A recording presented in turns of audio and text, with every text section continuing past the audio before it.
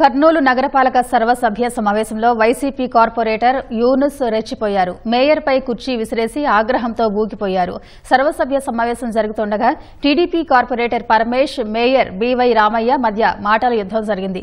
పరమేశ్ అతిగా ప్రవర్తిస్తున్నారని వైసీపీ కార్పొరేటర్లు నిరసన తెలిపారు.